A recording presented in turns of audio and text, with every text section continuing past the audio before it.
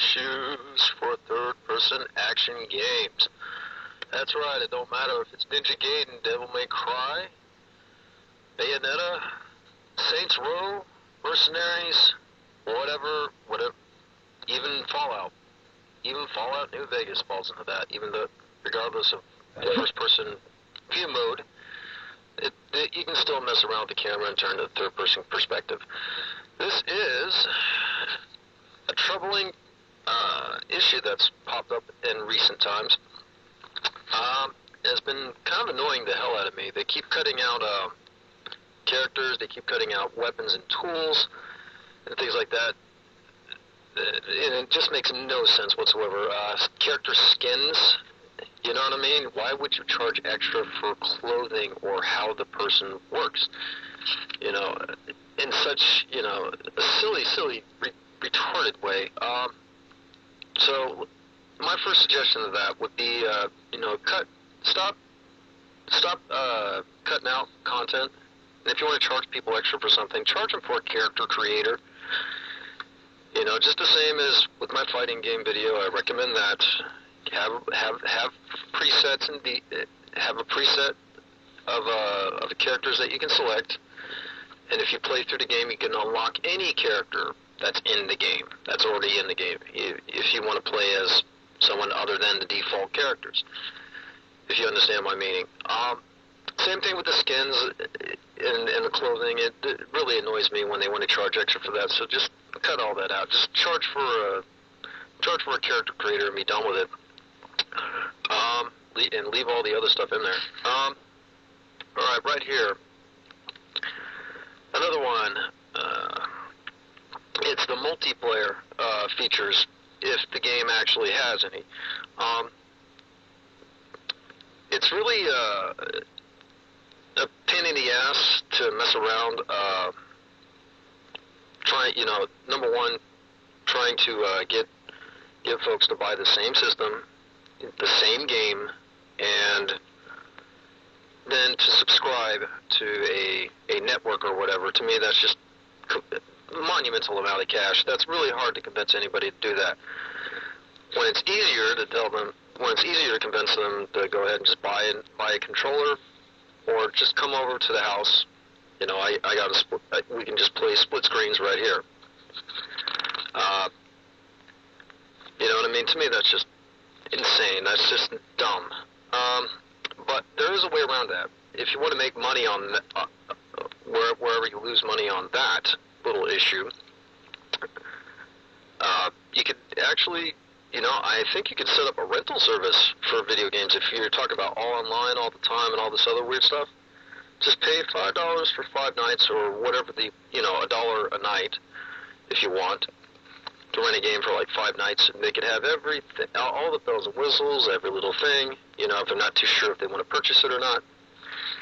And since it's digital, you know what I mean, it shouldn't be too big of a deal. There's no way that you could destroy the copy of the game, you know what I mean? If it's all download, if it's all online, if it's all on some sort of cloud network or whatever the heck it is that the Xbox or PlayStation equivalent would be, you know what I mean? If it's all on Steam or wherever, I see no reason why you can't set up a rental service or whatever.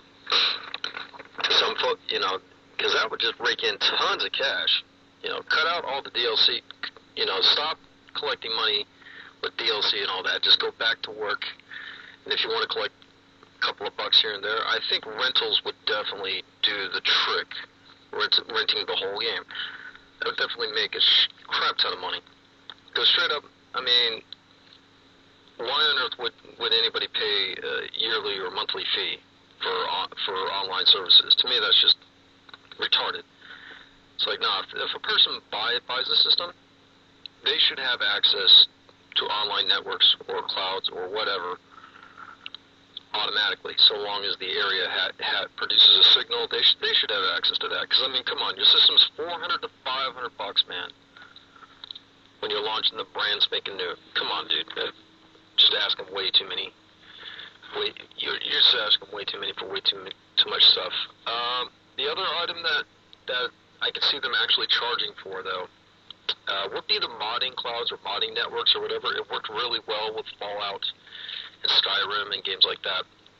So I highly recommend they set up every third-person game should set up something like that. You know, if you want to alter the level or whatever, if folks dig it, I can be down. If you want to alter all your tools and weapons and skins and things like that, clothing items, whatever, vehicles, I definitely think that a modding cloud or network or whatever, the same way that they got with Fallout and Skyrim, I think that would definitely make a crap ton of bucks because we know it works.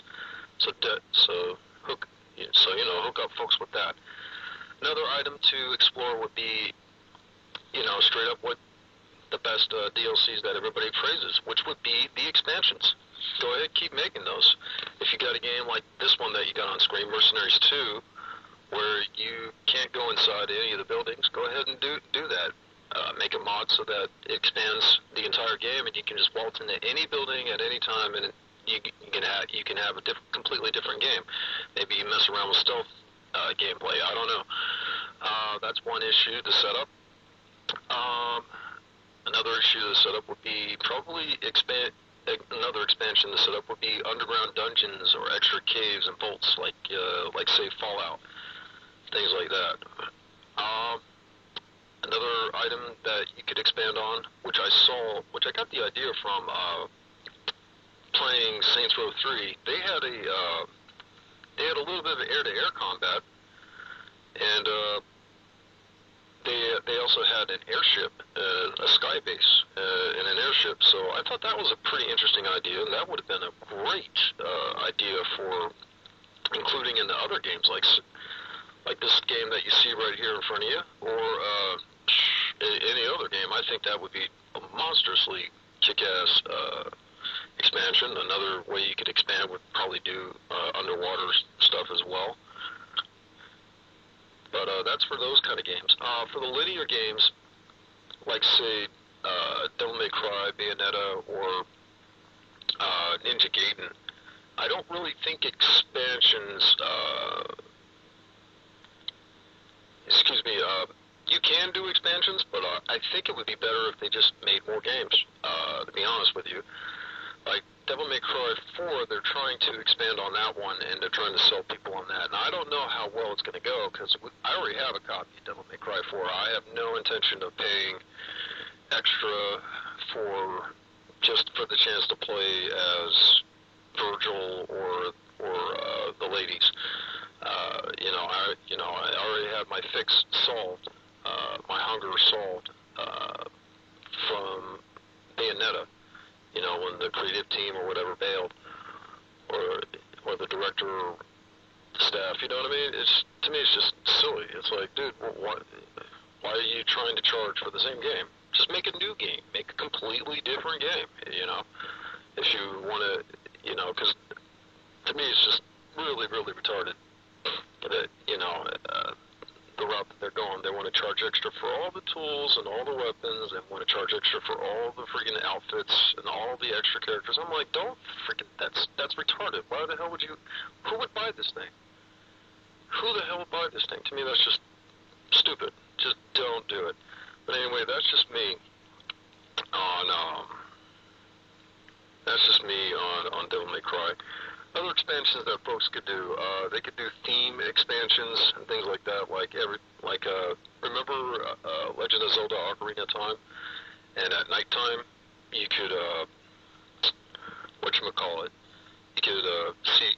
you could have ghost encounters, or you could mess around with the Stalfos and the skeletons coming out from the ground. You could probably do some similar expansions like that for maybe zombies and all these other games, or maybe even ghosts, or even alien abductions and things like that. Fallout, they have very rare alien encounters. I think, and plus they have a huge expansion pack known as Mothership Zeta.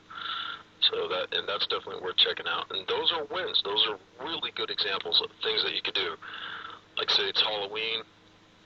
Everybody in your open world environment is dressed in Halloween clothes, or what's another thing, or you know, you're playing a linear game like Ninja Gaiden or Devil May Cry, and everybody's outfits change to a Halloween theme or something like that. You know what I mean? Or you know, same thing with St. Patrick's Day and all that other stuff. I mean, you just do different things and try different themes out. Popular movie coming out like say Jurassic Park or something. All of a sudden, everybody's wearing dinosaur suits or something like that. Or you start seeing dinosaurs come out at random, particularly at nighttime or something like that. You know, I think that would be an interesting idea to try out there instead of you know just instead of taking shit out, leave the game intact and as it's supposed to be, and charge, you know, only charge extra for extra work. If you put in extra work, yeah, you should get paid. But if you don't put in any extra work, I don't see any reason why anybody should have to pay extra. But then again, that's just me. Could be wrong. Anyway, good luck to all. Have a nice day. Peace out. And be ready for the next video of the easiest